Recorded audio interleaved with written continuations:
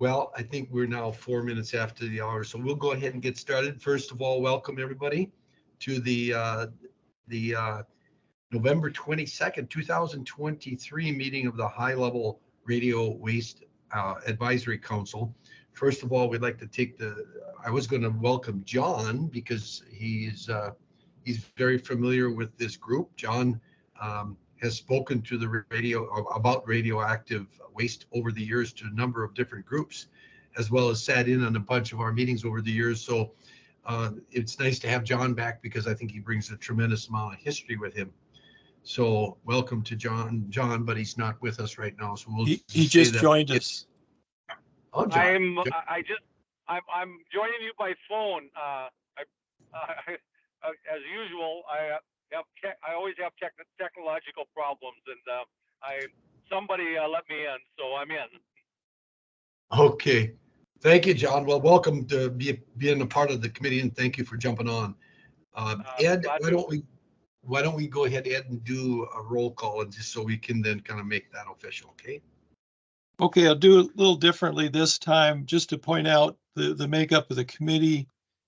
We have 4 legislative appointees, 2 senators that were appointed by the Senate Majority Leader, 2 representatives appointed by the House Majority Leader.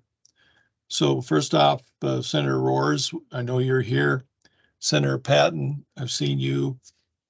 I have not seen Representative Ruby, did I? I don't think so. I'll watch for him I'll watch for Dan to come on, and then Representative Nelson just joined us. Then we've got 3 governor appointees. Representative from the agricultural community, Rebecca Lear. I know Rebecca's here. Representative from city government, and Ken is on, Ken Bean.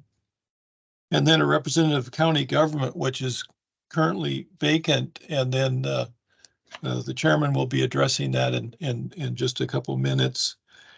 And then we've got directors of 6 different state agencies, director of the Department of Water Resources, and I see, Andrea, that you're here.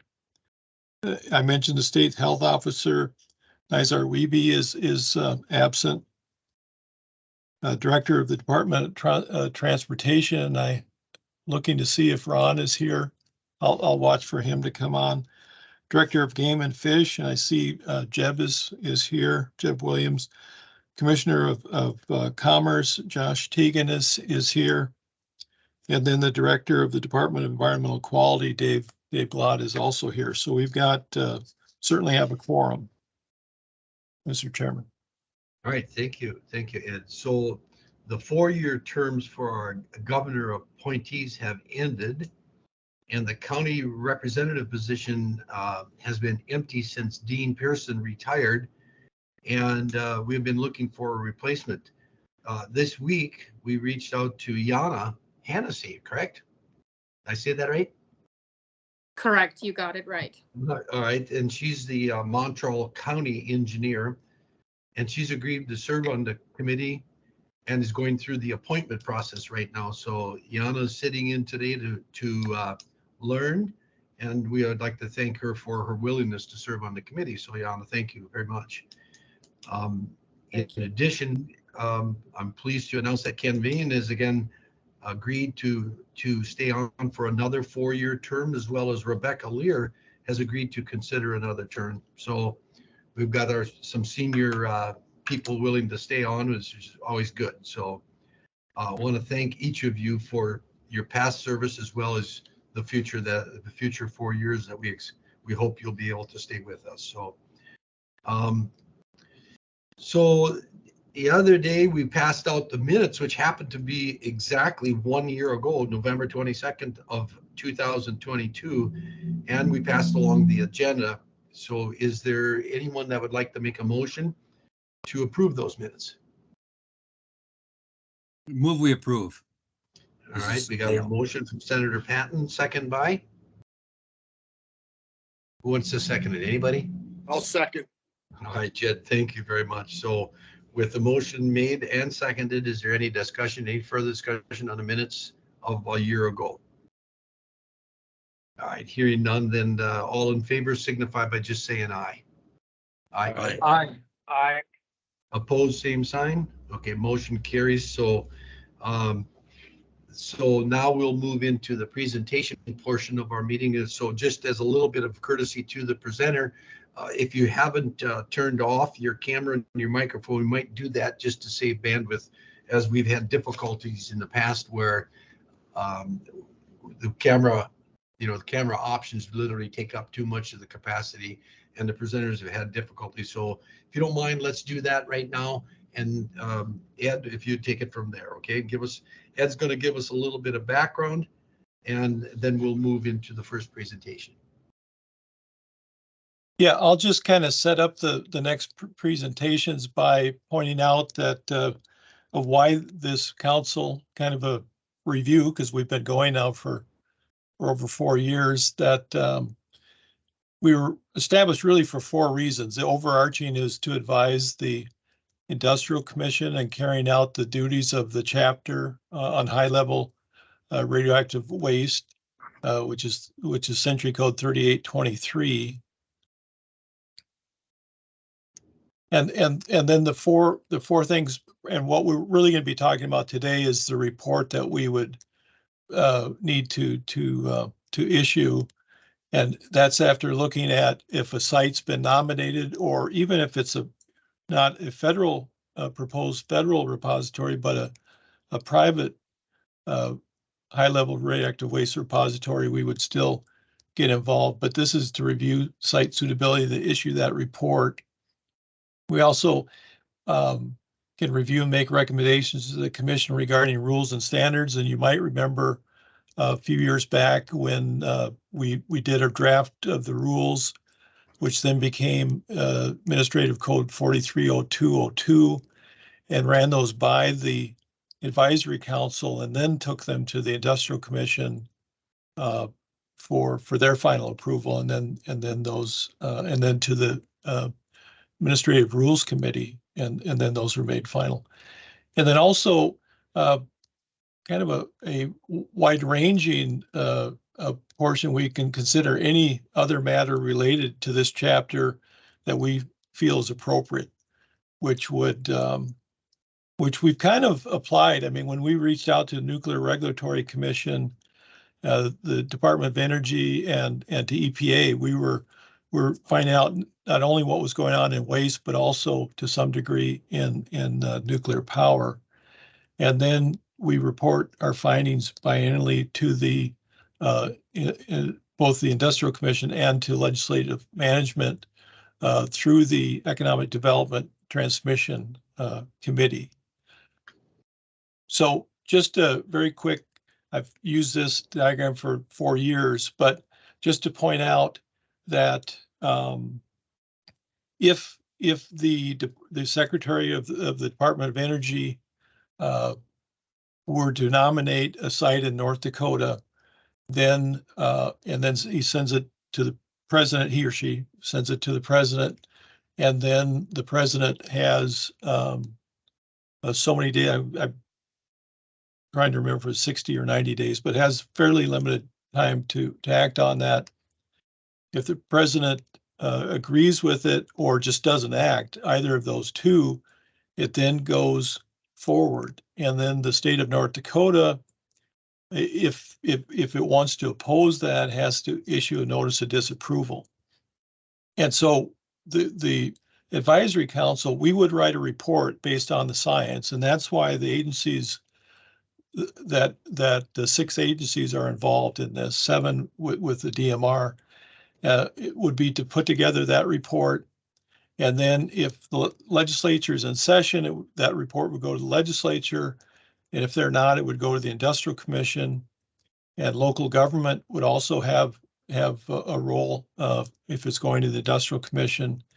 And then those 2 entities would decide, depending on which one was, if the legislature was in session or not, they would decide whether to move forward with the notice of disapproval. If they did so, you see 60 days, pretty short window, but probably we would have at least a year and a half. If the Department of Energy was trying to gather data, then we would know a site that they were zeroing in on. But regardless, under the nuclear, the Atomic Energy Act, I'm actually spacing out the exact name right now, but they still have to hold private hearings and public hearings, and so we would have notice that way. But still, probably if notice of disapproval is issued by either body, our report, they would need a scientific basis for notice of disapproval. Because probably at this point, most states would say no right up front, but you have to have reasons for saying no, and those would come out of the science, would come out of our report, or the economics. That's one of the reasons of having commerce involved is somebody looking at the pros and cons, how much money could come in, how much would the state potentially lose, things along that. So with that, Mr. Chairman, I just wanted to put together just a quick intro to what the Department of Mineral Resources and Department of Water Resources will be talking about today, because of the data that they've got in more of a regional aspect from the state, and then whatever is available locally would be added to whatever data the Department of Energy would generate. Okay. Well, thank you, Ed. That's a good background for everybody to have. So first, I think our first presenter then is Tim Nashheim. And Tim is the head of the subsurface section and the core library management for the geological surveys. Tim has been with the Geological Survey for 13 years. So Tim, if we would we welcome you, and if you'd like to take over and do, fill us in, okay? All right, thank you for that introduction, Senator Rohrs. And first off, hoping everybody can hear me okay. If not, if you'd let me know. My mic is okay. Sounds good. All right. And then I'm going to switch to screen share.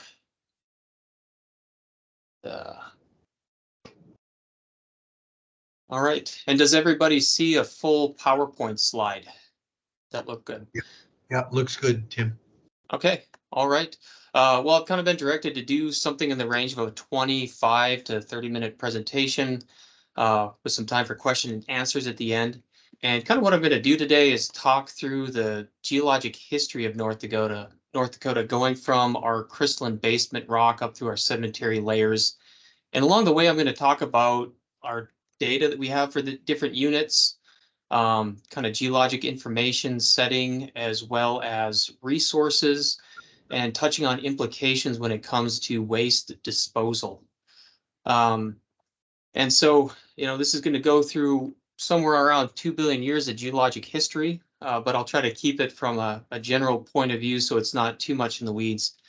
As I kind of go along, I'm going to give a few modern analogs to kind of give everybody a little bit of a visual of the different rock units I'm talking about. And so the first modern analog I'll kind of touch on is the Himalayan mountain belt, which stretches along the border of northern India and South China with Nepal sandwiched in between. Kind of a picture, and my understanding is, Himalayas are some of the most pronounced mountains in the world with some of the highest elevations. And you might think, what the heck do mountains have to do with North Dakota's geologic history? I wish we had some mountains. I like to downhill snow ski. But in any case, you have to go back, stopping on that for a moment. But with the Himalayas, they didn't just appear out of nowhere. There was a tectonic evolution that happened where initially the Indian crustal block and the Asian crustal block were separated by an open ocean, the Tethyan Ocean. And then somewhere in the last 150 million years, these two continents started to move towards each other, and that Tethyan Ocean disappeared until eventually the two continents collided with one another, and the tectonic collision has resulted in the uplift of the Himalayan mountains. And so if you go back in time, you have to go a long ways back for North Dakota to find a history of mountain building. And so the last time we had mountains in North Dakota was about 1.8 billion years ago. And shortly before that, you had these different crustal blocks, the Superior, Sask, Hearn, Medicine Hat, and Wyoming cratons. And at about 1.83 to 1.8 billion years ago, these northern crustal blocks collided together. and started the northern portion of this trans-Hudson orogeny, which was very similar to the modern-day Himalayas. Tens of millions of years later, the Wyoming Cratonic Block and Medicine Block also kind of collided in. And this white outline shows approximately the outline of present-day North Dakota. And so like our basement has kind of two different geologic tectonic blocks. There's the Superior Craton, which is actually about 2.7 billion years old, and then the Trans-Hudson to the west, which is about 1.8. So old rocks, but still about 1 billion years difference between the two halves.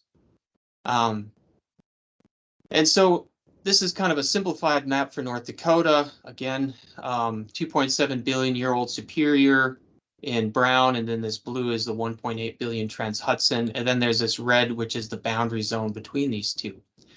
And in our Precambrian basement, we're known more for oil and gas production, but there have been a number of mineral test wells towards the eastern side of the state that have kind of highlighted here, and I'll touch on later. But if you were to look at North Dakota and look at a cross-section from kind of Montana to Minnesota, where basically we've cut Earth in half and looked at it from the side, this is what the cross-section looks like. That you have these crystalline basement rocks like granites, gneisses, schists sitting at the bottom, overlined by a thick sequence of sedimentary rocks. As you move towards the east, you have an overlayment of just tens of feet to a few hundred feet of sediment before you get to the granites. But as you move westward, that sedimentary section thickens as you move into the Williston Basin, as we'll talk about later. And so the reason you have exploration to the east in the basement, that's where it's closest to the surface. And with that, you know, a few of the mineral exploration test projects, Amarada drilled some magnetic anomalies in Pembina County, and they found banded iron formation back in the 60s. The Red River Valley drilling program was, I think, federally funded, Department of Energy, looking for uranium in weathered basement horizons. We have something close to 20 cores from that project in these black stars, and here's a granodiorite or granite example from one of their cores. And most recently, there was a diamond exploration test well back about, I think, 10, 12 years ago in Pembina County by Kennecott, a subsidiary of Rio Tinto. And they were looking for hopefully a diamond-bearing kimberlite. They struck out, but looking for diamonds is like a 1 in a million chance when you drill a well. So it's really low chance, but they cut a core and found this magnetite enriched granitic gneiss. And so all these cores are kind of feeding our geologic history and understanding of the basin. And even though there isn't any basement economic development in the east, there's been attempts and there's potential into the future. And this is a map showing the locations of all of our Precambrian basement penetrations, which you'll see as you move westward, there's less penetrations as it gets deeper, more difficult and costly to penetrate. And this basement map subdivides the geology a little bit more. I won't go into details, but this basement map is now over 30 years old. And so we're probably a little bit overdue for an updated basement map of North Dakota. Our survey, in conjunction with some other professors, including one from North Dakota State University, are working on reevaluating our Precambrian basement in North Dakota using our various cores and geologic information. So that's probably a little bit overdue. And moving on from there, you know, one thing I touch on that's kind of interesting is, you know, North Dakota, you know, we're not known for earthquakes, but we've had a number of documented earthquakes. So this is a map showing a number of documented earthquakes within the last 150 years. Most of which are concentrated in the western part of the state. I think the scale of 4 of these orange ones are ones you can actually feel at the surface. So not huge earthquakes, but something notable. And usually, like, earthquakes are primarily, they're the release of built up energy that's left over from previous tectonic mountain building events. And so I think the reason you have more earthquakes to the west than the east is simply, you know, western North Dakota is 1 billion years younger, at least tectonically, than eastern North Dakota. You know, so there is some risk of earthquakes in the state, particularly towards the western side. Now moving up in section, we'll kind of talk about the sedimentary rocks that overlie the crystalline basement. And with our sedimentary rocks, they feed into a bigger geologic feature referred to as the Williston Basin. And the Williston is a large sedimentary basin. And the way I describe sedimentary basins is it's like a big bowl or depression that's formed in Earth's surface that over the course of time is infilled with layers of sand and mud. And the Williston Basin extends throughout western North Dakota and into surrounding states and provinces, but the deepest part of the basin is around Williston, Watford City. And it's somewhere around 70 million acres in size, which is probably one of the biggest sedimentary basins in the world. Although I wouldn't be surprised if there's a few bigger. There's different types of sedimentary basins. Like I talked about before in mountain building events, tectonic collisions, you'll get foreland and back arc basins that are basically related to kind of flexure warping of Earth's crust, where some parts of the crust go up, other parts go down, and you'll form sedimentary basins. A lot of basins up and down the Rockies, like in Wyoming, Oklahoma, are more like foreland back arc basins. There's also rift extensional basins where Earth's crust starts to pull apart. Technically, I think the like the Red Sea is an example of a rift basin over in kind of the Middle Eastern area. I think the Great Lakes along the US and Canadian border are essentially the results of a failed rift. And usually there's volcanism, magmatism there. And there's a third type called an intercratonic or sag basin, where for one reason or another, Earth's crust just starts to sag and sink. And so when you look at North Dakota, we have this crustal basement rock that's, somewhere around 2 billion years or older, and the sediments overlying it are less than 500 million years. So our tectonic activity is much older than the sediment. And so that's where, kind of piecing things together, the Williston Basin is this third type, the intercratonic sag basin, which is known for not having a lot of notable faulting or extensional features like volcanism and magmatism. And so that's kind of the type of geologic setting that we're in. And so with that, like looking at our sedimentary rock layers, we have somewhere around 500 million years of sediments that sit in western North Dakota, which is pretty unique to other sedimentary basins. Usually you don't have that extensive of aged units. The oldest unit in the basin is the Deadwood Formation.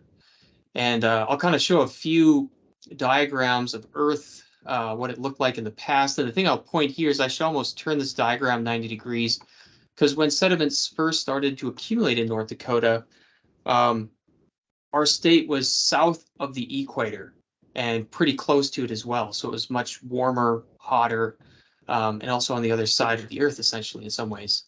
And during that, you had deposition of the Deadwood Formation. And kind of a modern analog of the Deadwood Formation that has been proposed is something like the Gulf of Mexico, where you have river deltas like the Mississippi River feeding into the Gulf Coast, also some carbonate deposition. And this is something obviously that's just north of the equator in a much different setting than North Dakota is today. And the Deadwood Formation has a lot of resources in it, basin-wide. One thing that's taking up north of the border is helium production. And so there was some helium gas production on the Deadwood, I think in Saskatchewan back in the 60s and 70s. There was a break where they didn't have any production. And starting in kind of the last several years, they've had an uptick in exploration development of helium, where now there's somewhere up to 18 helium producing gas wells out of the Deadwood in the northwestern portion of the Williston Basin. They have a goal in their province to get up to where they have 10% of the global market share of helium production. Right now, they're somewhere between 2 and 4 and climbing. And so even though we haven't had helium production in North Dakota, we have the potential for it. And we had a preliminary helium report put out by the survey within just the last few years. And we have additional plans to look for helium potential using core samples and other means. So this is a resource that could extend into at least western North Dakota. Also, there's this deep geothermal power plant, the Deep Torquay well, which was drilled back in 2018. And my understanding is they're currently building the power plant. And with this, they're planning to circulate fluids through the Deadwood Formation to generate electricity out of the Deadwood. And if they're successful there, the Deadwood gets deeper and hotter going into western North Dakota. So we have potential for this resource to extend in as well. Also, there's oil production moving up in section above the Deadwood. You get into the Red River. That's the Red River has produced over 600 million barrels of oil across the whole basin, 300 million in just western North Dakota alone. You know, and with all these units, we're always trying to understand more about the geology of it, both with resources and just general geology. And recently we looked at the oil generation layers in the Red River Formation and found that they straddle the North Dakota-Montana border. You know, using existing core and drill cutting samples, wireline logs, and kind of fed that into a regional picture that, you know, there's been a lot of production from the Red River down along southwestern North Dakota and the surrounding states, some along, you know, west central North Dakota, but there's some other areas in southwestern North Dakota, and I also think northwestern North Dakota, where the Red River Formation has these oil generating layers, some scattered production, but probably further potential for exploration and development. And that's one thing, again, to keep in mind. I'll touch on a lot of these things is, you know, we know where our resources have been. We don't always know where they're going to be. And we're trying at the survey to always build an idea of where exploration could expand to, both for oil and gas resources and beyond. Moving on in time, you get to the Devonian period. And here we're showing the whole Earth at that point. And the Williston Basin in North Dakota is still south of the equator. Eventually, it's going to start to move here shortly. But during the Devonian, there's a phase where the Williston Basin became restricted to the open ocean, where water was flowing in some, but not back outwards. And there was evaporation that led to the deposits of kind of salts and laminated evaporites within the Williston Basin, including potash. And so one thing I learned just in kind of the last year was the extent of potash mining within the Saskatchewan portion of the basin. And so the Prairie Formation contains potash, which is extensive throughout Saskatchewan as well as northwestern North Dakota. In Saskatchewan, there's, I don't know, somewhere close to a dozen different mines between conventional mining at near the surface as well as solution mining, which involves pumping fluids into the subsurface. And the Prairie in the Williston Basin produces about a third of the world's potash, which is primarily used for agricultural purposes, for fertilizer. And there's various estimations of how much there is for potash reserves remaining, and the estimations range from 30 to 75% of the world's potash sitting in the Williston Basin. And potash was discovered in Saskatchewan in 1942 before oil and gas. And this is one thing I'd probably point out is in Saskatchewan, their government has to make decisions on parts of their province where they're going to allow potash or where they're going to allow oil and gas development, because they don't allow the two to overlap with one another, at least with the solution mining. Because if you start to remove potash, that can cause subsidence, which would result in any nearby overlying oil and gas boreholes to be compromised. And so they don't allow both of these resources to be developed at the same time. And so if there's ever a point of thinking about waste disposal in North Dakota, that's another thing to kind of keep in mind is if and where potential waste disposal might overlap with production and interfere with one another. And potash does extend into northwestern North Dakota. This is kind of a net potash map by Ned Kruger, one of our survey geologists. We have multiple potash bearing zones. The thing with the potash in North Dakota is it's just deeper than Saskatchewan. It's harder and more costly to get to. But we did have an exploratory well up in Burke County that was drilled and cut some core, I think somewhere around a decade ago. So it is something that still gets looked at. It's a resource that we know is there, even though it hasn't been exploited yet.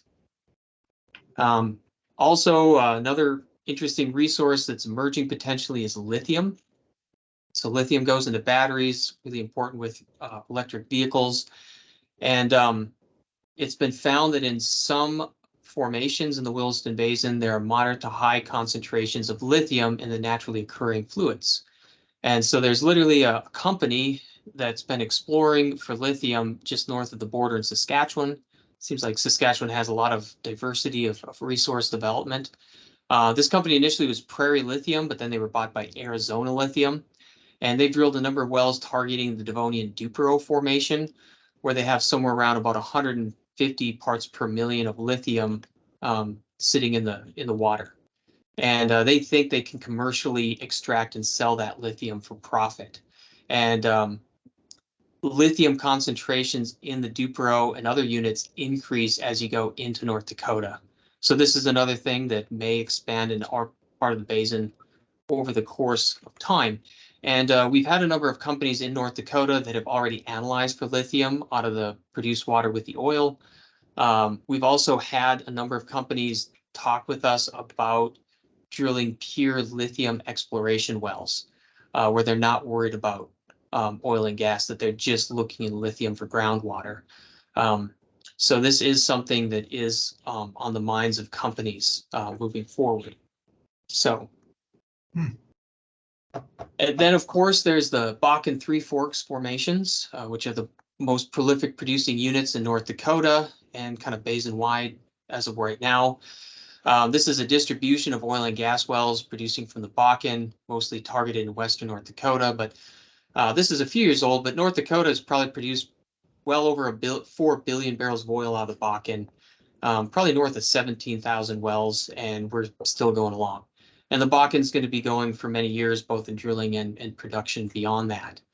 But one thing I'd touch on is like we're always developing more information and ideas on these different units. One unit that industry started looking at like 8-10 years ago was this Middle Three Forks second bench.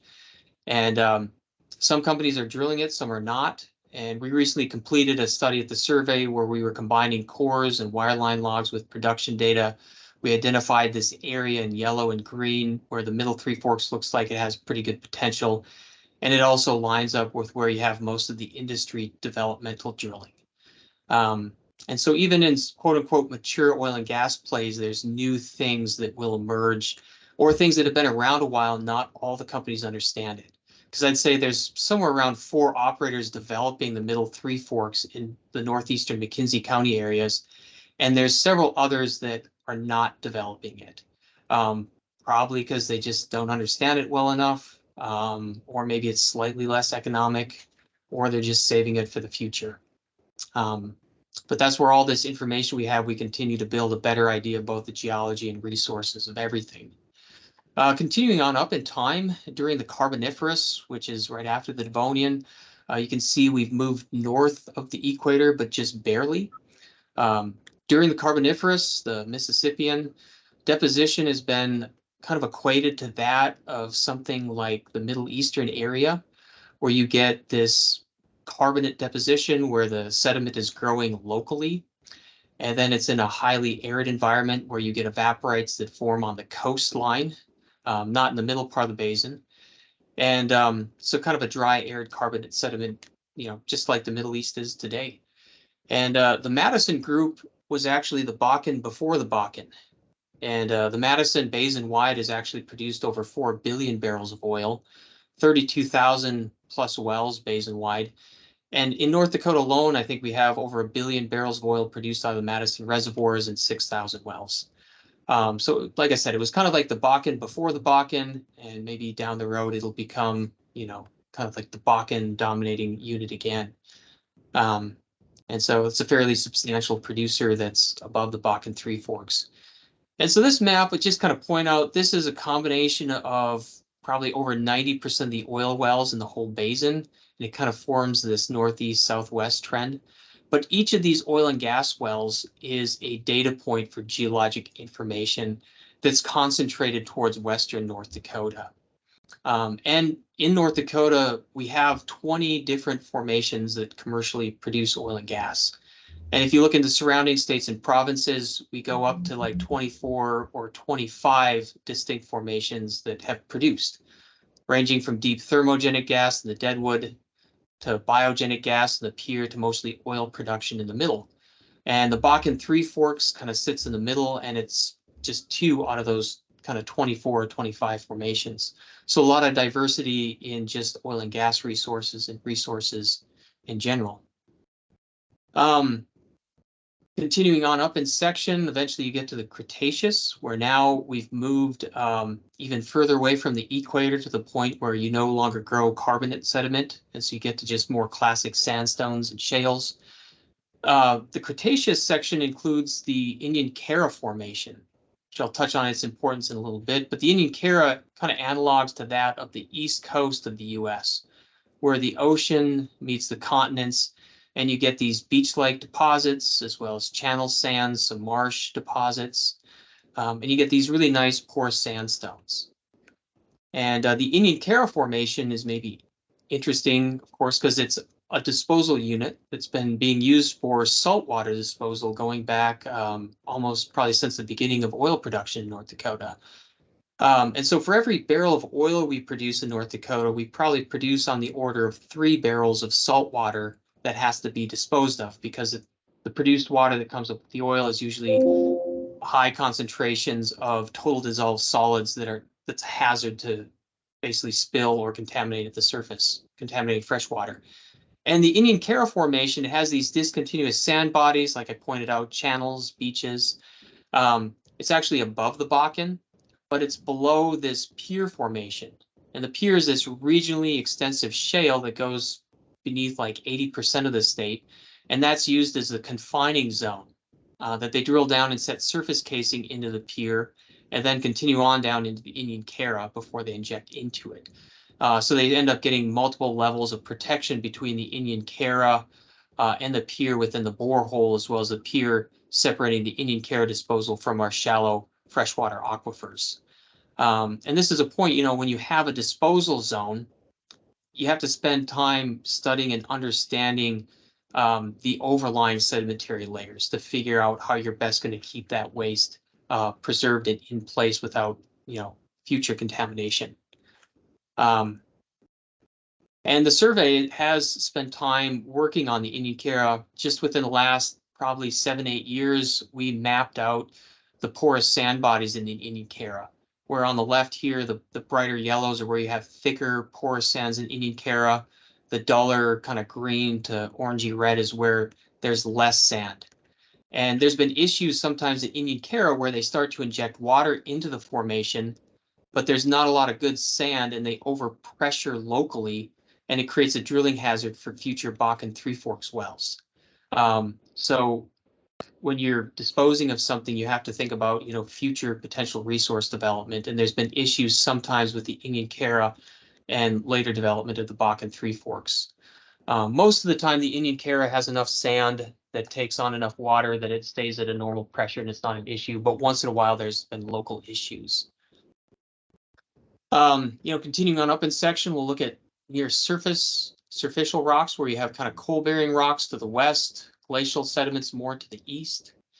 If you look just kind of broad brushstroke at surficial geology of North Dakota, to the east and the north in green is where you have mostly glacial sediments covering the state.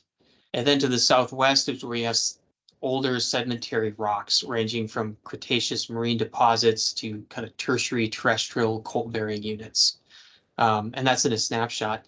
And with the survey, this is a slightly more detailed geologic map of North Dakota's surface. The survey, we're always continuing to build the understanding of our geology from the top down. And these little rectangles show completed and ongoing in yellow surficial mapping projects by our surface group at the survey. And with our surface mapping, some of it's focused around urban development areas, just to kind of understand and helping out for building projects. There's some glacial sediment that forms good foundations for buildings, and there's some that form very poor foundations that you need a little bit more engineering for. And also with our near surface, we have our coal deposits.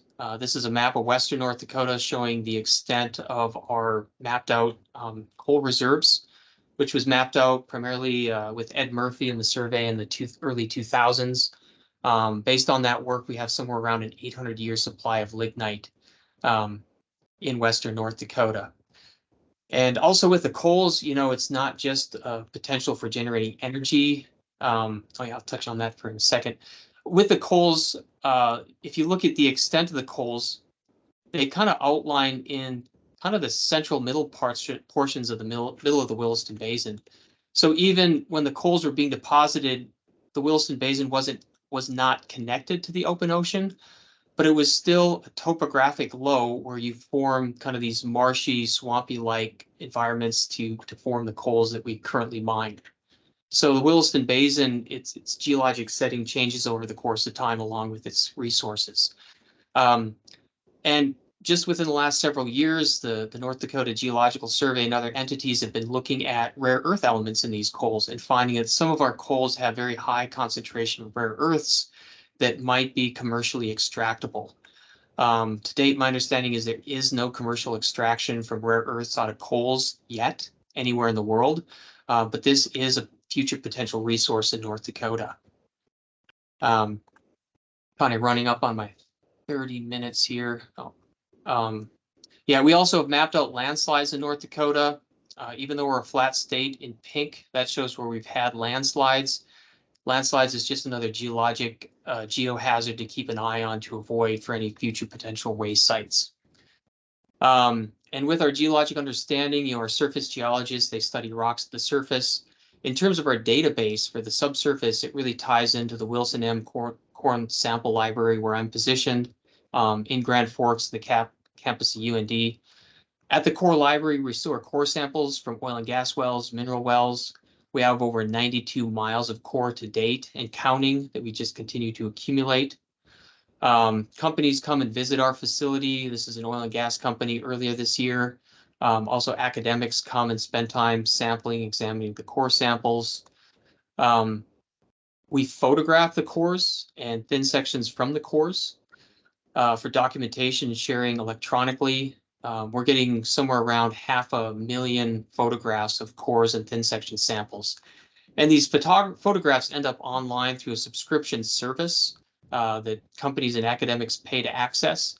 And with this, like if there was ever a time that a potential disposal site for high level radioactive waste was proposed, one of the first things we'd probably do with the survey is review our core samples, thin sections.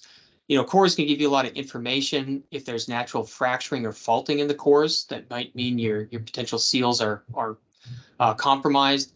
Also give you an idea of the composition of the rocks. You can just do a lot with cores and thin sections. And our photography program allows, people to virtually review things. And then some of them sometimes later come to our facility. So it's a vast amount of data that we have that we could tie into understanding and characterizing geology in different parts of the state. And just kind of closing thoughts here, comments, this is a map of all of our Precambrian penetrations. There's only a few hundred wells. So every time we have a well that drills to or near the Precambrian basement, we get extra interest in that at the survey because it gives us one deeper data point that looks at our whole sedimentary sections as well as our possible Precambrian history. So we're always building that. When you go up in section, looking at like Western North Dakota, this is a distribution of all the wells that penetrate all part or all of our sedimentary section from oil, coal, uranium wells. And the thing here is you have tens of thousands of wells that have gone through all or part of the sedimentary section, but you only have a few wells down to the Precambrian. So as you go deeper, our geologic understanding decreases. And so it gets harder to characterize and study things as you go deeper down. But with that, kind of wrapping up a summary comment, as you can kind of tell, between myself and other geologists at the survey and beyond, we've built a lot of geologic understanding about North Dakota's history, but we're always trying to improve upon it. The rocks have been there for millions to billions of years in case they're not changing, but the amount of information and data we have to better understand them is continuing to grow. And also the types of resources we're looking for continues to evolve and develop. So with that, I thank you for your time and I'd be happy to answer any questions. Well, thank you, Tim. Wow, that was a lot. Anyone have questions for Tim? And if you do, please turn on your cameras and your microphone, please.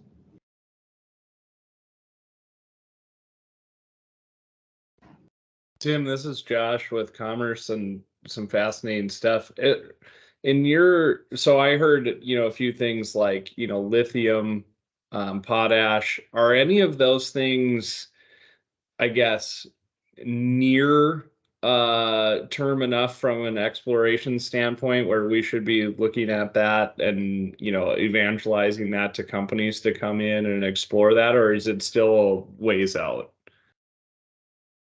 Lithium might be really close. That's where I talked to representatives from that Prairie Lithium, which now they're Arizona Lithium because it got bought out.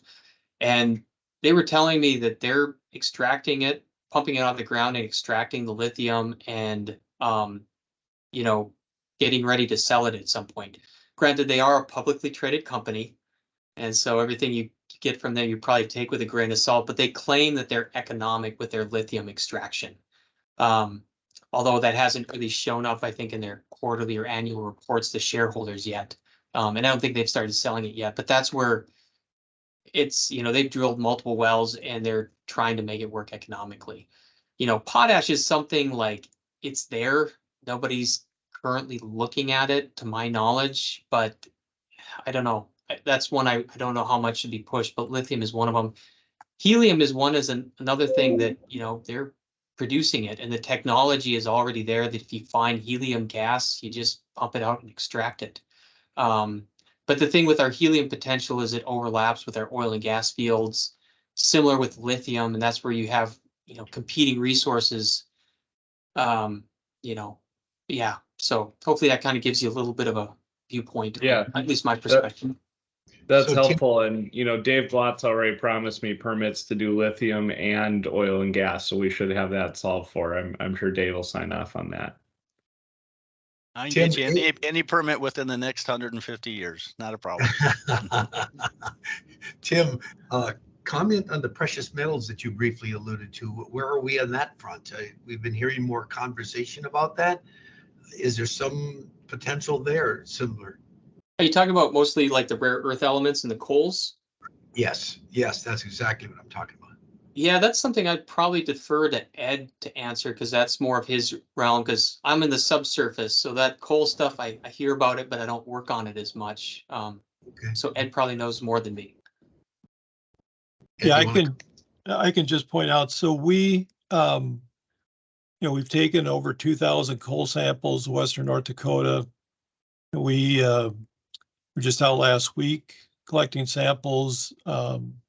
We've now added a portable X-ray fluorescence machine that we take with us, so we get a little indication of what the rare earth concentrations are going to be, because it gives us yttrium, and right now we're thinking we're probably going to triple the concentration. We're going to come up with a new high, triple what we've had before, and we're going to be doing a drilling program this summer. So we've spent most of our time picking those locations on trust lands, North Dakota trust lands. What happened when we started the project in 2018, 2015, we were looking at 1,800 feet of rock and trying to find these high concentrations. It was a needle in a haystack. And now just in the last year, we've gotten it down to 2 20-foot thick zones. They're old soil horizons, and they're 1,000 feet apart. But now we're looking for coals within that very narrow window. So it's another needle in a haystack. We have found a couple 2-foot coals, and our background Department of Energy says that rare earth concentrations above 300 parts per million in coal would probably be economic, and we found concentrations over 2,000. We found what looks like we're probably going to go over 3,000 in a sample we just took last week, but it's been sent to the lab. We haven't got that analysis back. So the numbers keep increasing. The nice thing about these two horizons is wherever we find a coal within those, and one of those horizons covers 7 or 8 counties, the other primarily 3 to 4 counties. But wherever we find it, the concentrations are high all the way through. So there's definitely some potential for mining. it might be where the, I think going forward, the coal companies are really concentrating on getting this to work economically at an existing coal mine where the concentrations are lower, but you're running millions of tons of coal through. And so maybe these smaller operations, which might generate 500,000 to 1 million tons, maybe those would be transported. They would have much higher concentrations. Maybe they would be transported to a mine where there was an existing processing facility, and that would be used to supplement those concentrations. Where would one of those existing processing facilities be? How far away are they? Well, right now, if North Dakota is successful grant with the Department of Energy, it's really between North Dakota and West Virginia, whether they're awarded, I think it's 125 million towards a processing plant. And that probably, I think that award would come in the next either 2 years or 3 years. And that's through the University of North Dakota doing that work. Okay, interesting. Well, keep us appraised of that. That's a lot of money for North Dakota. Big opportunities also. Any more questions for Tim here? I think, Mr. Chairman, as long as I'm here, I'll just mention a couple things Ron Ness would want me to mention. Tim was correct. At the Williston Basin Petroleum Conference coming up in May next year, May 13 to 16, we'll be having a 5 billion barrel celebration. So Tim was right. We're coming up on 5 billion barrels. Also, he mentioned the geothermal facility across the line there in Saskatchewan. And we had a project where we temperature logged 26 different temporarily abandoned oil wells, and 2 wells that were down at 13,000 feet. The temperature was right at 300 degrees Fahrenheit. So those are, as he mentioned, the temperatures get hotter as you go into the basin because they get deeper. The other thing is, which ties directly into our council, is that and I've forgotten if it was, maybe Dave remembers, Dave Glott, but it was the either late 70s or the 80s where they proposed burying radioactive waste in the Pier Formation in North Dakota. And one of the things we pointed out right away with that is that the pier is highly fractured in a number of areas. So that again was just, as long as he was talking about the pier being a confining zone and that thick shale sequence, I wanted to point out that people had considered that for waste disposal. Interesting. Okay. Any other comments that would warrant Tim's attention? Thank you again, Tim. So I think next we'll move on to the next speakers. We have 2 speakers from the Department of Water Resources with us today. Chris Braiger is the first speaker, and Chris has been with the Department of Water Resources for 38 years. So congratulations, Chris. That's a long time. And first, Tim worked as the Water Use Data Program Administrator and has been the Director of the Water Appropriations Division since 21. So, Chris, would you like to go ahead and do your presentation? Okay. I'm not seeing you right now, Chris, so you might have to turn something on. I'll share my screen rather than.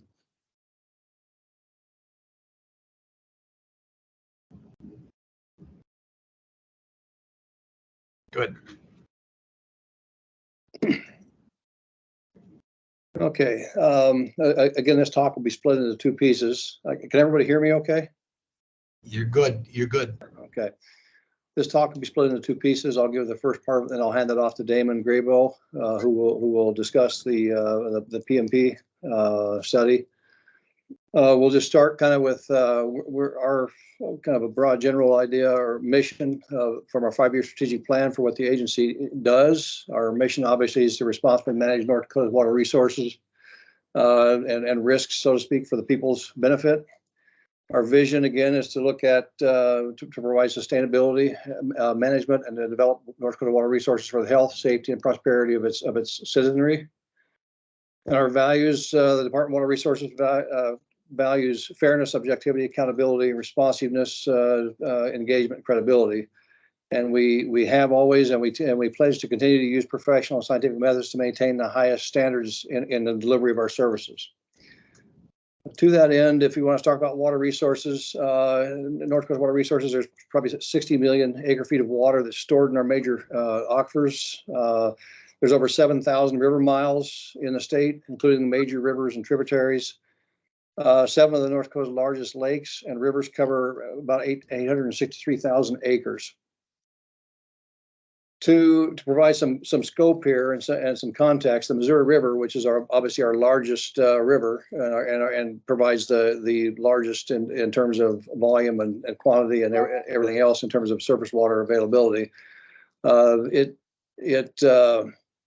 There's 6 mainstream dams for economic, environmental, and social benefits. It flows through 7 states, including Montana all the way down to Missouri. The reservoir system was created for flood control, water supply, recreation, irrigation, hydropower, water quality, fish and wildlife, and navigation, and probably a sundry other uses that are probably not stated here. So I kind of just to jump, we'll start with the groundwater resources, and I'll kind of build off of what with the previous presentation, where we look at our bedrock aquifers. And essentially, there's 3 major horizons that we look at here in North Dakota. The Fort Union, which its extent is pretty much limited to the western third of the state. The Fox Hills, which is probably the western half of the state, a little bit more. And then the Dakota Formation, which is available throughout the entire state. Some of these provide better, a much better water resource. As we talk about water resources, we're clearly looking at the use of this water for human consumption, irrigation, other types of processes. So we're looking at, for the most part, what would be considered potable water. Now, saying that, in some places, the Dakota Formation is probably the less attractive of these. The water chemistry, water quality in this varies quite a bit from east to west. The Fox Hills, which is in green here, is probably one of our more. It's an artesian system, so it's available in many wells in western North Dakota, and it flows. So we tend to protect that resource. It's not available for a lot of industrial purposes. And then of course the Fort Union, which is the shallowest of the 3. And it's generally used. The Fox Hills and the Fort Union are generally used or have been used in the past for municipal water supplies. They're not sufficient to provide irrigation. You see some of these dropping out of favor, so to speak, as we develop more of our rural water systems across the state, because the water quality is much better than what's available in these bedrock aquifers. To provide you with some idea of not just the aerial extent, this hydrograph. By the way, this is all from the United States Geological Survey Water Supply Paper 2236, but this gives you an idea of a cross-section across the state from east to west. Whereas you get in the eastern part of the state, there really isn't a lot of availability of beyond the Dakota. There just isn't a lot of availability of bedrock resources for water. You get out in the western part of the state, and you've got the Fort Union and Fox Hills, which are much more readily available. Again, you range from pretty shallow in the eastern part of the state to well over a mile to get to some of these in the western part of the state. Kind of segue into our glacial drift aquifers. The shallow glacial drift aquifers include both confined and unconfined systems. They're generally in North Dakota, you're going to find these are much less than, most of them are within 100 feet of the surface. Many of them can actually extend down to 200 or 300 feet, and very, very few of them go beyond that, but there are exceptions.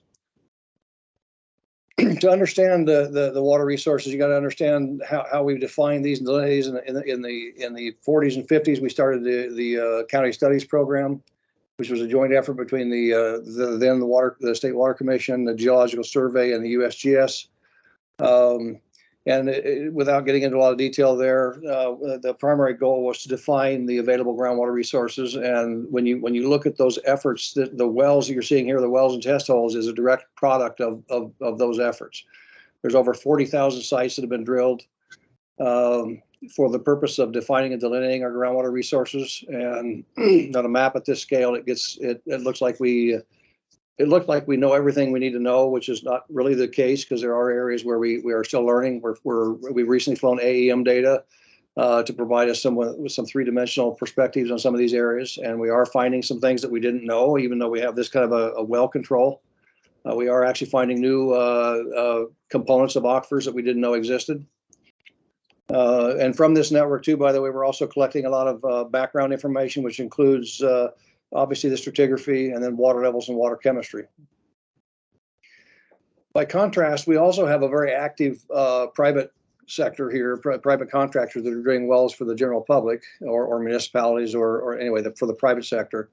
There's over 65, actually I take that back, there's over 70,000 sites now for which we have data for that have been drilled by private contractors that go back to the 20s and 30s even. So there's about 70,000 of these sites. So that contributes to our understanding of the stratigraphy and also the extent and the makeup of many of these groundwater resources. Shifting over to the surface water side, just to kind of give you an idea of North Dakota's watersheds and surface water, we have the Huck 6 and Huck 8 watershed boundaries delineated here. Just to give you some context, if we look at that now, we also have a fairly extensive network of surface water sites that we collect data, including stage and water chemistry. So we do have a fairly comprehensive data set beyond what the USGS provides and other entities provide in terms of the chemistry, the makeup, and the stage of many of these surface water resources. We also collect a broad range of data related to water resources, and it includes precip data. This is our ARBCON network, which currently has 415 active sites. The ARBCON network is a private reporting. These are private observers that have reported precip through the state, and I believe it's beginning to go back to 1970, somewhere in the early 70s. We have over 3,600 observers in this network at one point in time. As I said, there's only 415 active ARBCON observer sites in 2023. Now we began building presence. The previous data collection we did was all manual. We began building the presence, and that development began in early 2017 with the idea of trying to provide a better means of collecting and assimilating this data. Wanted to provide some type of a real-time means to be able to get that data back to us. The initial development began in 2017. Initial deployment began in 2018 for just some select surface water sites out along the Little Missouri River. And then, of course, we've moved from that. But the initial data collection included water levels, barometric pressure, and temperature. The data collection was expanded to include precipitation, soil moisture, and soil temperature in 2022. And then as of the conclusion of this field season, we now have 536 active presence sites collecting data. And with the introduction of additional funding that Andrea fought pretty hard to get from the legislature this last session, we anticipate we're going to be installing between 2,000 and 3,000 of these sites by 2030.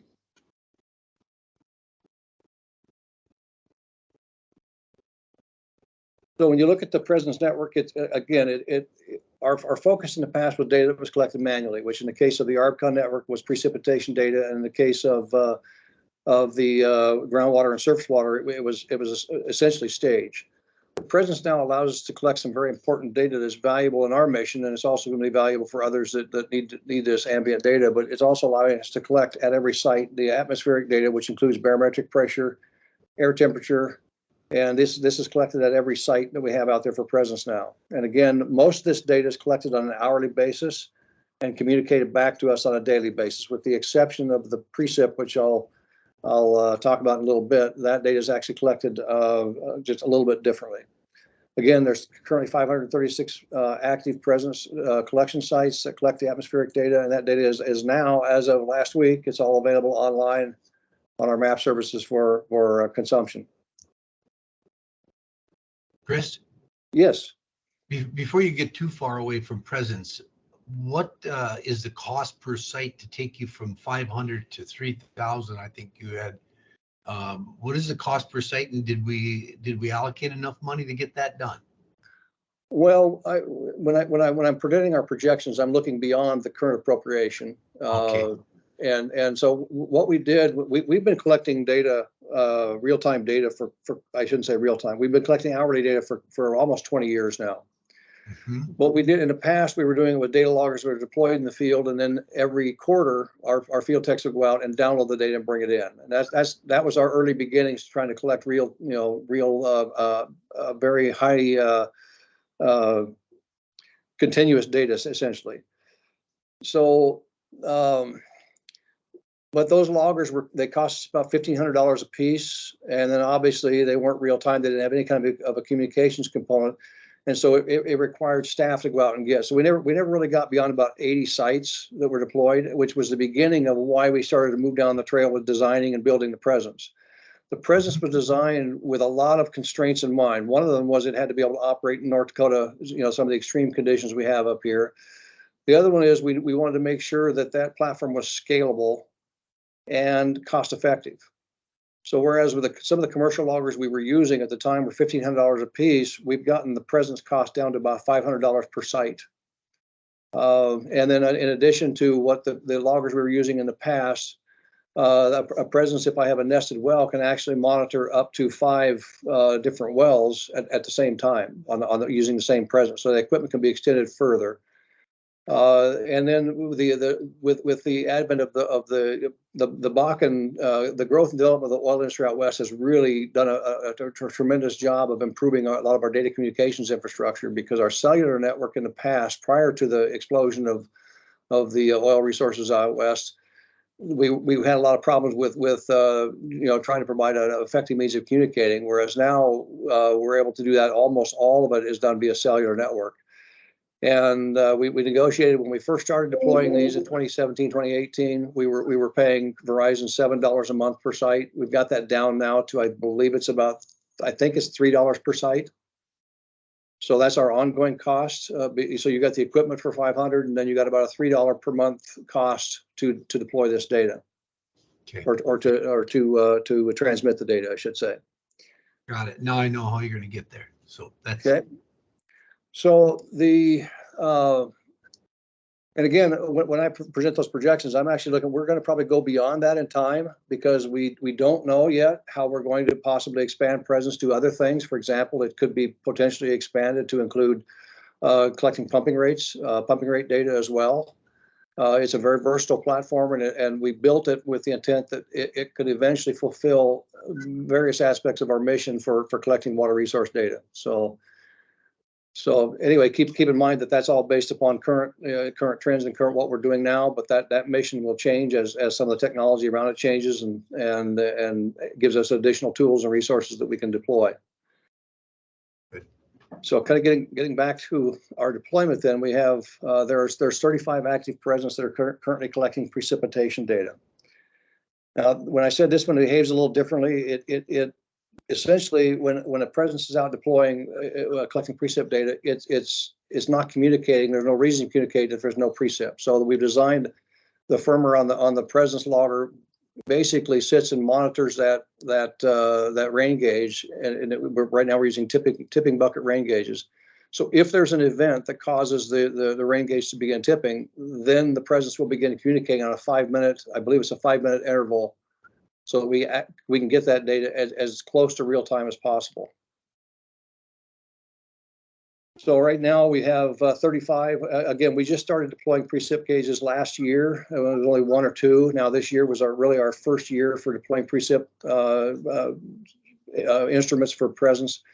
We have 35 deployed. Again, our expectation is that there will be over 400 of these out there by 2030. And again, Depending upon our needs and priorities and things that come up, that number could go up or down, and other numbers presenting could go up or down as well, depending upon how we have to restructure and refocus to address current priorities and needs. We've also expanded the presence, as I said, to include soil temperature and soil moisture, and that also includes soil conductivity.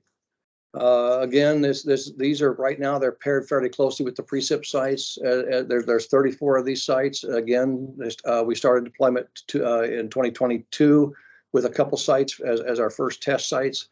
There's 34 of them out there now. And again, we anticipate there'll be over 400 by 2030, but that number could change dramatically too, because these are going to be used much more closely with some of our groundwater programs. And there's no reason for us to necessarily pair a precip and soils gauges together. We could put soils in or precip in independent of the other. So I don't know the exact numbers, but again, I anticipate right now by 2030 we'll have over 400 of these as well. So when you look at, I mean, obviously the presence, everything we're doing in terms of developing the monitoring networks, the understanding of the groundwater resources and surface water resources for that matter, is all about managing the North Dakota's water resources and maintaining the resiliency of these systems for not only current generations but future generations. And obviously the purpose behind it is this. This is a map showing all the active permitted intakes for both surface and groundwater systems throughout North Dakota. So all of those efforts essentially go in to support the appropriation of the water and hopefully maintain sustainable and resilient systems moving forward. So that's the extent of my part of the talk. I'll entertain any other questions, and if none, then I'll turn it over to Damon, but I guess I'll open it up for questions. Sure. Any questions for Chris, please? All right, hearing none, then our next speaker is Damon Galbo. And Damon is the current dam safety engineer for the regulatory division of the Department of Water Resources. So Damon, would you please go ahead and take your presentation?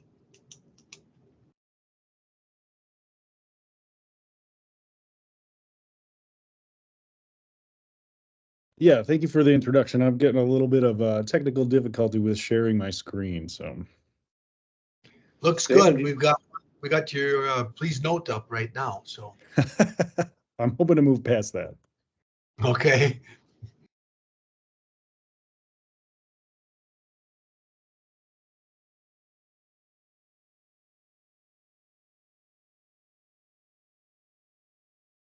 Holler if you need to, Damon. I can present and you can just yell out next slide. Yeah, let's just do that. I don't think I have privileges to share this on my screen, so. Okay. I'll go ahead and share my screen again. So I was invited to present the topic of a recent study completed by the Department of Water Resources that covers the probable maximum precipitation data set that we've housed for quite some time and used for quite some time.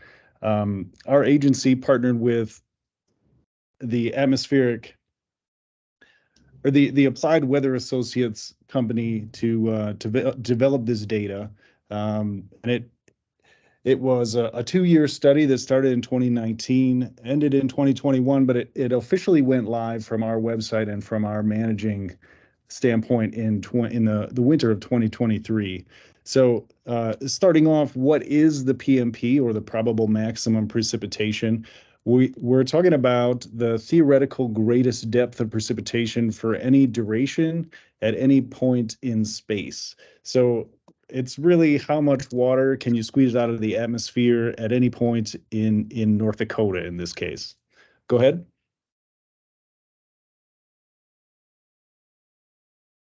So we'll go over a couple of things, a little bit of background on what the PMP was being used for, why, and where it stands with DWR. What we were using before was something developed by NOAA in the 70s and 80s, specifically for North Dakota. And those were hydrometeorological reports, numbers 48, 51, and 52. And those were hand calculated data sets, hand mapped data sets as well, that cross-sect the state that we were using. So obviously, given that, why were we updating it was that since the 80s, technology has obviously advanced for us to use a better data set when we're utilizing this in an engineering standpoint. But it also allows us to get after some higher detail of the data set itself. And then it also, provided that you're following along with technology, increases the ease of use. So the data sets were often paper maps that we were trying to linearly interpolate by hand, and now we're using some computer technology or calculations to get an answer that both you and I can replicate at the same time. And really, who is using this from the DWR? We're using this mostly from a dam safety standpoint and designing dams and meeting criteria, state level criteria for dam safety. And then there are a couple other pieces of data that go along with this project that go outside of dam safety. We're providing a bit of storm data for hydrologic and hydraulic analysis, as well as some snowmelt data. Okay. So the process for developing a PMP data is really identifying storms from your region, and then moving, like physical storms, the recorded storms that we've seen, and then we're moving them across the state to find out what their maximum precipitation could potentially be in our location. So we're identifying storms based on their seasonality, and we're going to call them cool season or warm season storms. And then we're also identifying them based on their duration. And I guess for this, we're kind of thinking of like thunderstorms versus large synoptic multi-day storms. And then during this process, when we've identified an event that we want to bring into the state, we're maximizing that storm in its location to get an idea of how much it actually could have produced. And then we're taking those meteorological variables, bringing them to our locations across the state, and then arranging them that way with these computer calculations on a small grid across the state, that we can have a better idea of what they might do in North Dakota. And that process is called transpositioning. We're transposing each storm from locations where they occurred to where they might occur in North Dakota, or what we think they might do in North Dakota, and then adjusting them based on our elevation and our climatology. Okay. So to start the process of this study, we had to define where we were going to operate, or where we're going to bring these storms to.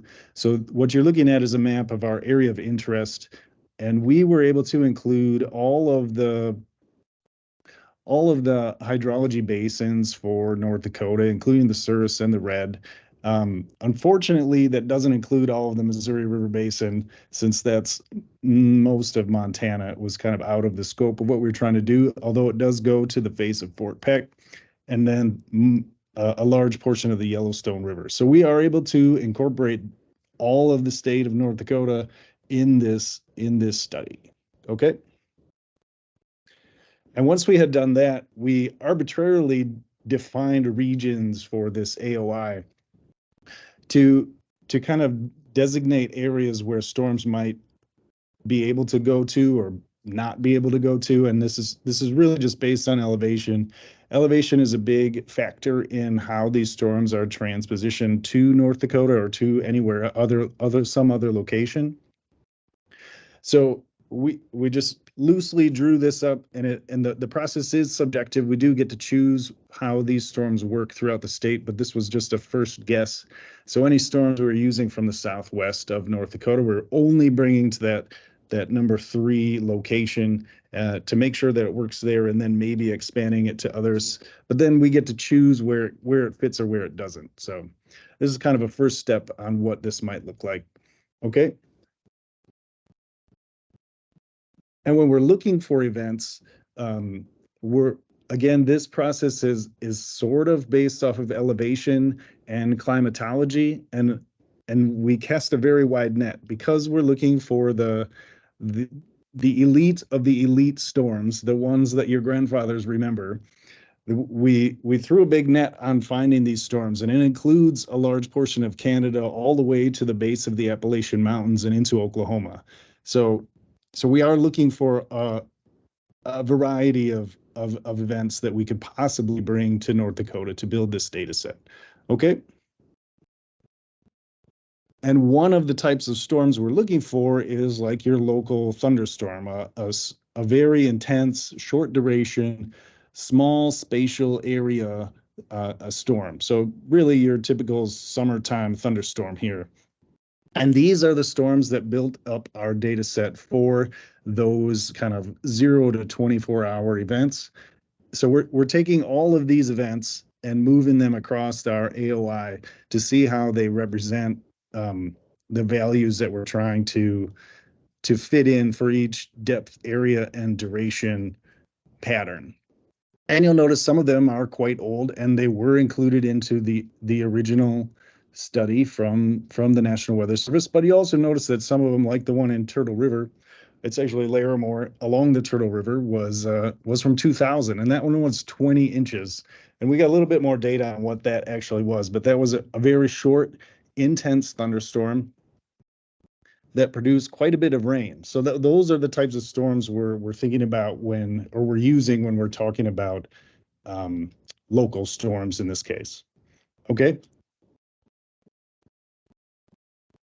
The next type of storm we're talking about is, we call them general storms, and these are, again, summertime storms, but they're much longer in duration, maybe 48 hours up to 120 hours. They're very big, so they're going to be a storm that covers something like the Red River Valley or the Souris River Basin, the whole basin. And you'll notice that there aren't as many of these. But again, because we're doing it now, we're able to update some of these storms that just weren't seen when this study was done in the late 70s. So you have one in War Road, for example, that was 2002, and that one was 14.5 inches. And again, we're able to, the same kind of process, move that to locations throughout North Dakota to build this PMP data set. Okay.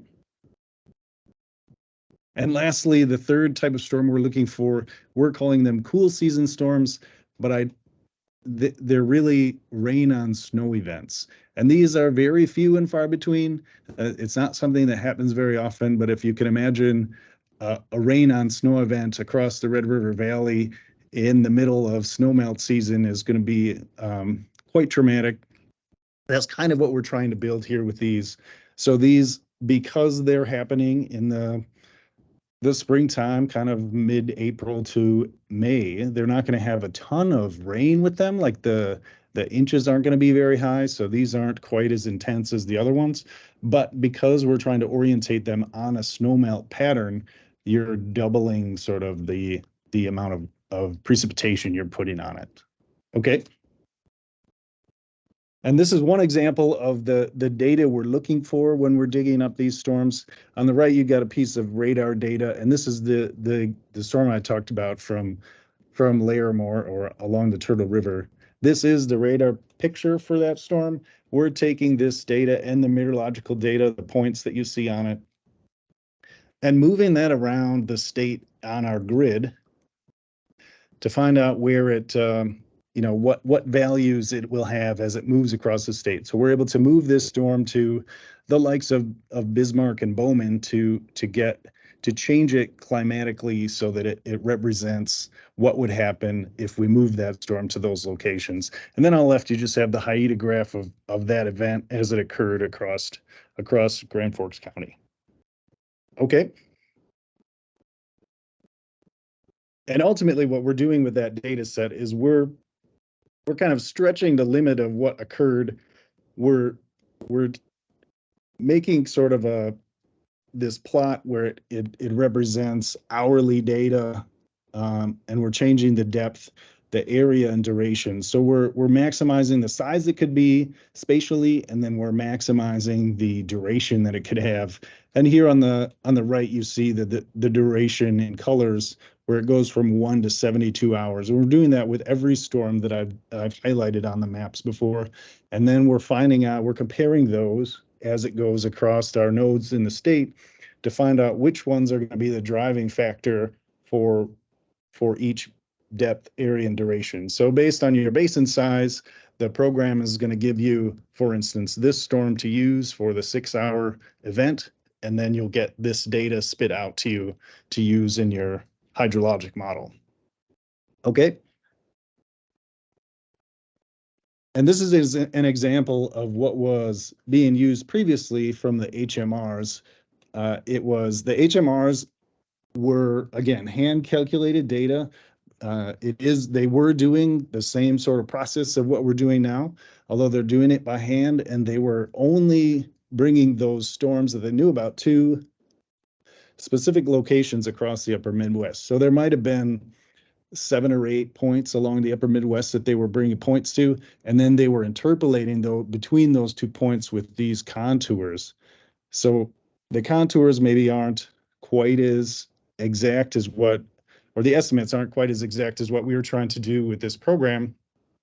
And then the user is going to have to interpolate on themselves in between these 2 contours. So the replication of this between 2 engineers could be quite different. So one advantage to doing it the way we're doing it versus what was shown before. Okay. And then the change in spatial to what we're presenting now. This is the same 6-hour local storm event pattern that was on the last graph, but this is what we're presenting to the user now, at least for the statewide portion. So you can see a little bit more detail in the contours that go across the state. And then the user is actually able to put in their basin shape, and it'll give them this sort of pattern within their basin instead of them having to kind of guess where it is and only get a single value. Okay. But the first question you get when you see those 2 side by side is, what are the differences? So we did develop new data sets based on new data and new technology. So the values are going to be different at points in time and space. And for those 2 examples that I had just shown, you do get some discrepancies from one to the other, but generally across the state, they're really, really close. And just like some of the data sets that it relies on from the precipitation data sets from NOAA, specifically Atlas 14, you do get a very similar pattern where as we move closer to Minnesota, we get a higher increase in precipitation than what we had seen in the past. And then as we move further west towards Montana, it does go a little bit lower in pockets than what we have seen when these original HMRs were put together. Okay. And with the cool season storms, what are we trying to do? Again, it's the same type of pattern from what we did with the warm season or summertime storms. So we looked for which storms to include, and I showed a map of what storms we were talking about.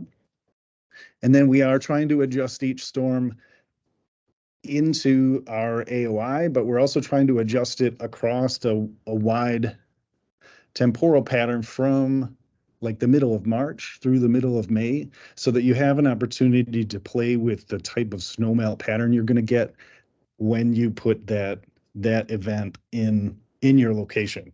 So because we're trying to introduce these storms on a snowmelt date, we needed to come up with some data that came along with this and how we were going to use it. And there was quite a bit of discussion on what that meant, maybe how we wanted to model that. And those are 2 separate pieces of data. We do have snowmelt data, and we also have the precipitation data. And then the user in this case is going to have to put them together on their own. Go ahead, Chris. So the snowmelt data, we end up with a 1% exceedance map of snow water equivalent across the state for dates from the beginning of March through May. And this example that I've shown here is from March 30th. So this is if you're ever looking at March 30th snowmelt data, this is the 100-year event. And actually, well, I was using this last spring when we were talking about possible flooding across the state, when I think it was Lemoore had something like 8 inches of snow water equivalent on the ground at the beginning of April, which far exceeds what their 1% value is. So we were using this to kind of gauge what their flood might look like. So that's one opportunity to use what we've done outside of just a modeling aspect. So one piece of data that came out of this that wasn't necessarily PMP specific. Go ahead, Chris. And then along with this study, we were able to update other uses inside of this, the program that comes along with this. We were able to update the temporal distribution for each storm so that the user has an opportunity to choose what their storm might look like and what sort of rainfall pattern they have on their basin through time. So they can use the natural storm pattern if they want, or they can build a synthetic one that's maybe more of a bell curve than what we've used in the past. And the same goes with the spatial distribution of that event over the basin that they have.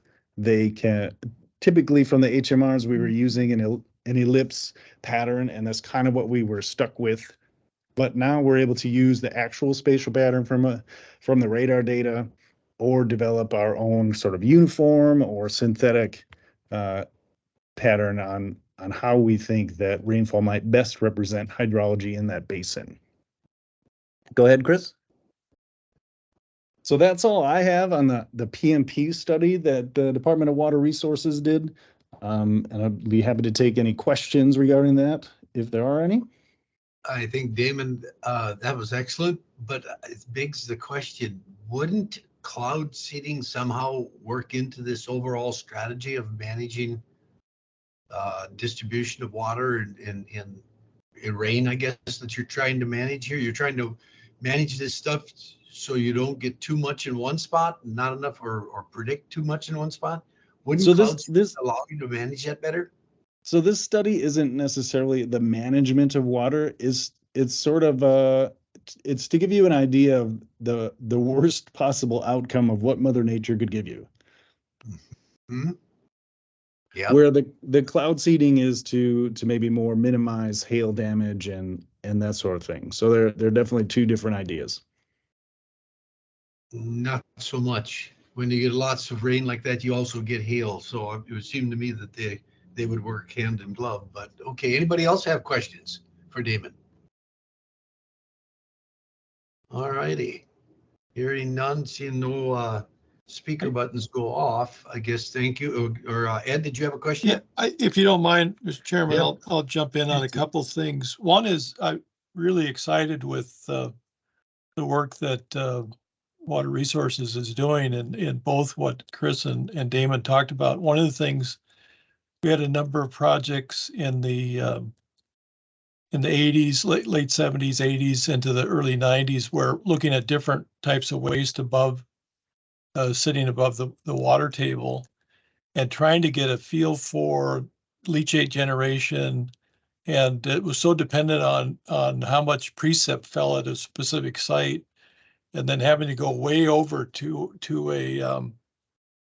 find a gauge, and they generally just didn't match. You know, you get a big rainfall, trotters, and we were county away, and you probably didn't get any rain. So all this, you know, tracking these precipitation events is really, I think, exciting. The other thing is, I'm curious, Chris, between the in-dawn and pre-tens, are you guys connected at all?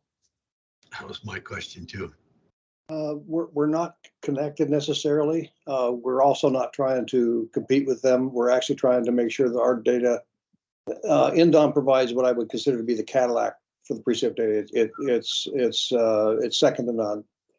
Our data is more project and scope, project and focus, where we need some of this stuff related to some of our current project efforts. And so, but what we are doing is making sure that our data is compatible. We're collecting data at the same horizons on the same frequency and intervals, so that anybody that wants to use NDON data, if they need something to fill it in, can use our data, as well. If I could And just this- in that, Sorry. Daryl Richardson is a friend and a constituent of mine. And the reason I asked the question about cost to you, Chris, was his NDON system, I believe, is between $6,000 and $8,000 a station. And you talked in terms of $500, and I was like, okay, there must be two different platforms. And so I'm glad that Ed asked the question, because I was going to circle back and ask you about your experience with NDON. So well, there are two different platforms, but also keep in mind, when I said the $500, I was talking about our earliest efforts to put a presence out there with a single water level sensor.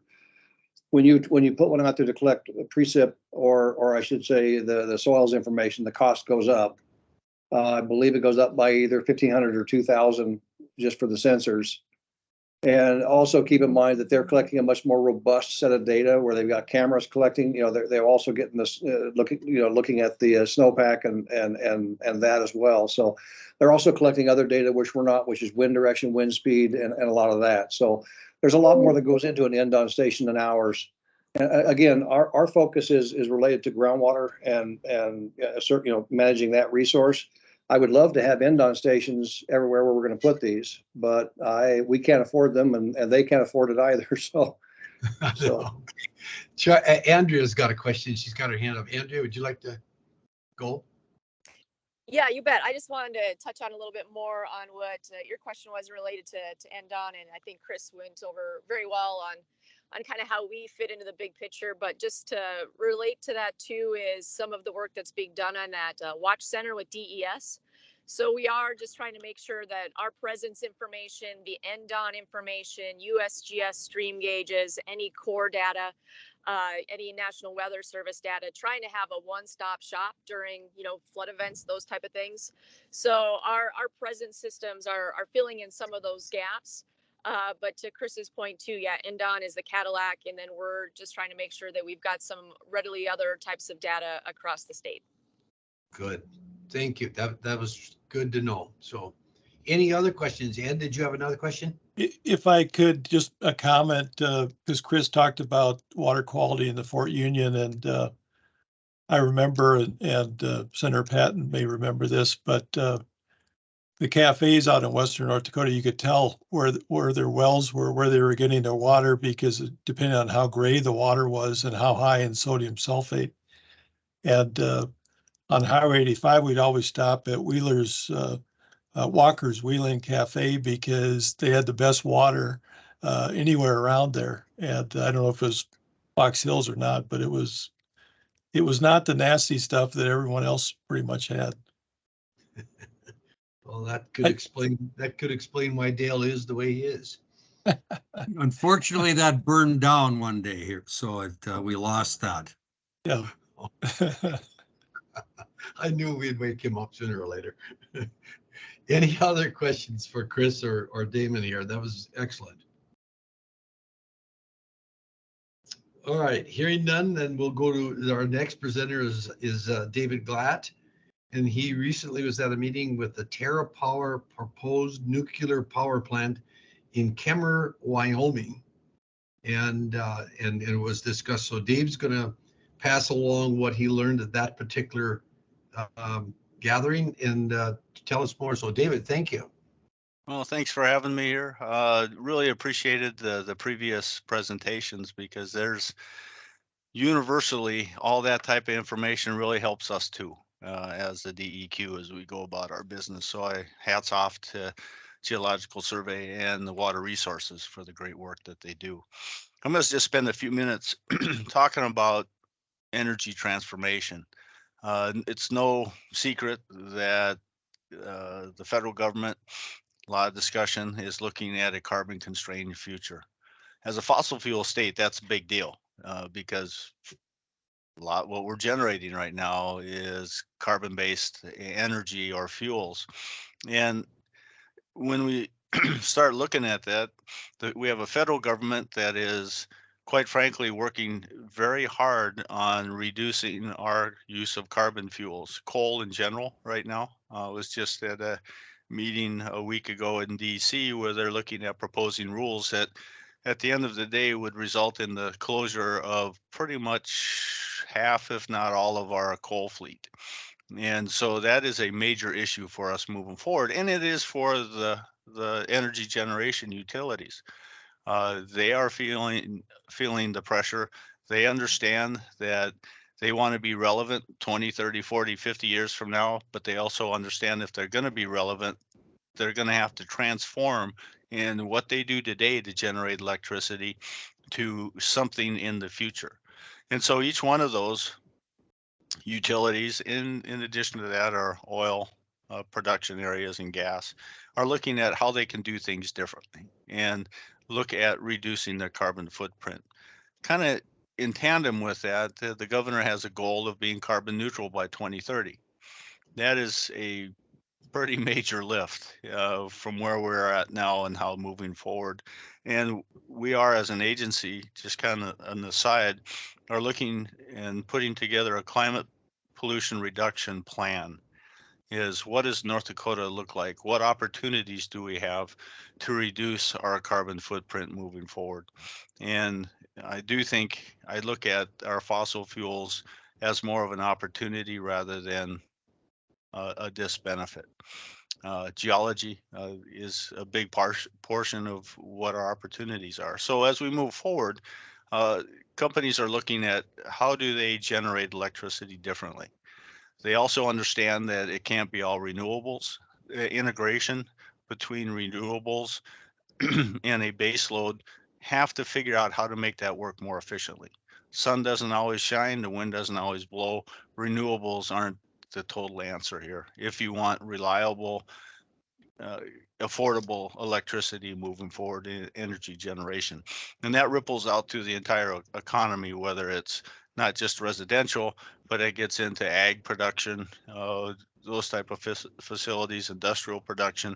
They want a reliable, high quality energy, electrical source to be able to move forward. In North Dakota, we're looking at some of the alternatives, Project Tundra. How that's transforming, doing something differently, looking at what is that going to look like in the future. The Project Tundra will be the largest facility in the world of that type, pulling in just about 90% if they're working at top efficiency, about 4 million metric tons of CO2 equivalent per year, which is by far the largest facility in the world. Well, so North Dakota is looking at that. Other states are looking at what does their carbon constrained future look like? How do they interrelate their renewables with their baseload generation? In Wyoming, they're looking at a nuclear alternative, a nuclear power facility scaled down that it can be maintained easier than the older facilities, a little bit smaller, and they're looking at placing those in areas where there were old coal-fired power plants, which makes a little bit of sense because you already have the transmission infrastructure there and you're able to put in another energy source. What they're looking at, Pacific Corp and a couple other of their partners are looking at putting in a 345 megawatt demonstration plant in Kemmerer, Wyoming. And they are just in the initial phases of starting that design. They're hopeful to get construction here going not too distant in the future and being totally complete by 2028. To me, that seems lightning speed because they still have to go through the Nuclear Regulatory Commission to get approval to operate and to go through all of this. So why is that important to us? First of all, it's a technology development that our other energy generating utilities may want to be looking at in the future if coal-fired power plants become just almost to the point where you're not going to build another one going forward. And so they may be looking at other alternatives. Their mandate is to provide low-cost, reliable electricity to their consumers. If it's coal, great. If it's nuclear, great. I don't know if they care too much, but that's the bottom line of what they want to do. And so it's important to us that we keep an eye on those type of things. What I do think is they're looking at expanding that once this has been demonstrated, to expanding that to 4 to 5 additional power facilities within the region to help them maintain their grid reliability. The cost of these, I think, can go up to $4 billion, which is quite the price tag. But they're looking at long-term reliability on this. The issues that kind of come important to us is that, first of all, they're going to need a feedstock or a feed source, which is probably going to be uranium. And so I do think they'll be looking at where do they get those uranium supplies in the area. North Dakota, I know, has been looked at in the past. I think in years past, we were looking at developing rules and regulations that deal with in situ mining, which fortunately we haven't had to go down that path. But that's something to keep an eye on, because that will be that demand moving forward. Second, talking to my counterpart in Wyoming, I asked him about the plant, and they think this is a good opportunity, but I said, what are you going to do with the waste? And he said their requirement is that they need to store that on site. At some point, if nuclear is being looked at as a climate alternative, being a low impact on the climate alternative, they're going to have to look at waste disposal. And as you generate more and more, to have all these temporary storage sites, which are turning to kind of permanent, they're going to have to look at a different way to deal with that. So I think we as a group here need to keep an eye on how this develops, how this potentially could impact the region as far as mining and also potential waste disposal. So that was the main gist of that, to talk about. It's out there. It's a natrium reactor demonstration project. They have getting partial funding from the federal government. I can see the federal government really pushing this in a lot of ways. And so we need to keep an eye on this, how this potentially could impact us moving forward, and not only in energy generation, but also in waste storage. So that's, in a nutshell, kind of what I had. Good, thank you. That's brilliant. Good information. Anybody have questions for Dave right now? Well, again, thank you, Dave. That's something that we can definitely keep our eye on and keep listening to and stay attuned to. So with that being said, let's talk a little bit about future meetings and topics. The Energy Development and Transmission Committee will be meeting on December 18th and featuring Jeff Merrifield, who's the former commissioner of the Nuclear Regulatory Commission. And Jeff will be talking about advanced nuclear energy. So his talk will be recorded, and we would anticipate playing portions of that at our next meeting, so that we can all get another little blast of updating of what's happening in the nuclear world. So that's the one subject that we plan on dealing with in our next meeting. And I guess we'd like to open it to the advisory board now to see, is there any other things that you can think of as you think about nuclear challenges that we should investigate and be ready to report on the next meeting? Anybody have any thoughts? No one? Well, that being the case, again, I'd love to thank all the presenters here. The gentleman with the greatest amount of history happens to be the youngest amongst us. So Tim, thank you for both of those things. Bringing us up to speed for that many decades or centuries, I guess, is quite an amazing thing. So what was a great piece. Yes, go ahead. Hi, this is Rebecca Lear. I was just trying to find my mic button. Okay, I have a question. On the topic for the next meeting, would it be possible for Dave to give us another update on the Wyoming plant, where that's going with the idea of how they're handling that nuclear waste above ground? And then also when you said with this meeting in December. It would be interesting, absolutely, that we get to hear about that, and if that includes what's happening with Holtec. Okay. I think had- both of those things can be accomplished. I think, Becky, you wanted to say something else the way it looks. Just one other thing, I wondered if it might be a good idea. 5 years ago, we had some kind of, 2019, we had kind of a review of terms, like just basic glossary of nuclear terms, you know. That might be good to review again at some point with new people coming into this advisory council. I think that's a great idea. I think Ed and I will talk about both of those things, Becky, and I think that's certainly would be a quick review that we could do for the benefit of new members. Absolutely. So, and Dave, do you think you could be, you know, able or available the next time to update us on what you may discover as you continue working with Montana? With Wyoming, yes. Wyoming. I meant Wyoming. Yeah, what's it called again? Kemmerer. Yep. Yeah, I'll see what additional information. I'll talk to my counterpart in Wyoming in additional to see what challenges they have and questions on storage and if they're starting to address that. Good. Good. My interest in that, which might be for the rest of our council too, might be interesting, is how you know, they had quite a few in their regulations for oversight for high level radioactive waste. They had a model that we were kind of looking at back in 2017, 18. So that would be interesting to see where they're at with that now. Thank you. Okay, good. Thanks, Becky. Ed, I think the other thing that might be worthy of our time is to kind of take a look at the appointments and the terms that everybody has left, because it seems like we all term out at the same time. Is that true or not? I think we were appointed to a 4-year term and that came to an end, and were we all appointed for another 4-year term? Is that what happened? So I don't have it pulled up right in front of me, but 3 of the legislators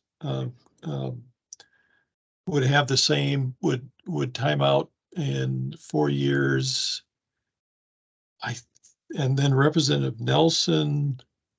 He's new now. I'm trying to remember if he came in before or after, because the letter was sent by both the House and Senate Majority Leader, but it sat at, I'll go into boards and commissions and note those dates, but we should probably think about, you know, it's people terming out like maybe 2 at a time rather than 4 at a time. And all likewise members should have some idea when their term expires. So it's just a quick, I mean, it's one of those things we should have a conversation about it as time goes on. So. Okay, because it really involves 7 members, because the directors are named in the Century Code. So whenever they change positions, then the new person coming in that position automatically comes on, and they're not timed out. It's just the legislative and the governor appointees. Governor appointees, yeah. Yeah. And John, are you a governor appointee or are you no, you're a legislative appointee, are you not? Yes. John, I am, yes. Yep. Yeah. Okay, just for, so we know, so. Well, with that being said, is there any other questions that anybody would like us to discuss or investigate here? Mr. Chairman, I just want to add what you said and point out to everyone that Tim, Chris, Damon, and Dave, our presenters today, all had very short notice. And so we certainly very much appreciate, did a great job, especially on such a short notice. And I appreciate Andrea getting Chris and Damon together to give that presentation. And I learned a lot. The other thing is Chris mentioned the county groundwater studies, which go back to at least the 60s. They went up through I did Dunn County, the geology part 1 of that, which 2001 was probably one of the last ones. I don't know if you could ever do that again, where you had 3 agencies that worked together for at least 3 decades. And I still, although everything's digital now, I still go and pull those bulletins off off the shelf and go in and look at the data. Some of it is dated, but it's very interesting. It's a snapshot, especially when you're looking now at water levels today in different areas, and you can go back and compare water levels in farm wells, water wells, and just a lot of great information. Yeah, I would like to just echo some of those comments too, and the fact that, you know, I worked closely with a lot of irrigation people, and I know Chris and Andrea jumped in when those issues became very concerning to the legislature, because the farmers were all upset about permits, water access, and all those things. And I commend both you two, Andrea and Chris, for jumping in, getting all the issues identified, and making people comfortable with the fact that our waters is being managed appropriately. So thank you both for that. And I want to take a minute, Ed, thank you, because you were the guy that had found all these resources to bring to the table in a very short period of time, because this whole conversation was all around Mr. Merrifield and his presentation. And then that we kind of got dumped on our head on that issue because he didn't show up, or they backed off the meeting. And so it didn't work out. But thank you, Ed, for your quick work and getting some great presentations put together. So, well, thank you. You know, but that's one of the things about North Dakota, and I think Dave was at this meeting, but it was in the 90s. We were in Denver for a EPA Region 8 meeting, and maybe I've told this story, but I've told it other places many times. But we had Ag Department, Water Commission at that time, Geological Survey, Oil and Gas Division, a couple more other state agencies, I think, were there, and we were all sitting at the same round table, and there was all these states, and guys from EPA came around to introduce themselves, and so we went around the table introducing ourselves, and they commented that we were the only state there where everyone was sitting together. And we were like, well, that's, we all get along. I mean, that's what happened here. We got in a bind and just reached out and I just reached out to those two agencies, and we got speakers right away, and I would have been the same if I'd reached out to any of the others. So that's a nice thing about North Dakota. Great job. Thank you very much. Any other comments from the committee members? All right, great meeting. Is there any chance that I could get a motion to adjourn? Dale, where are you, my buddy? So moved. Move to adjourn. All right, and seconded. Okay, we did it all. Thank you very much. Meeting is adjourned.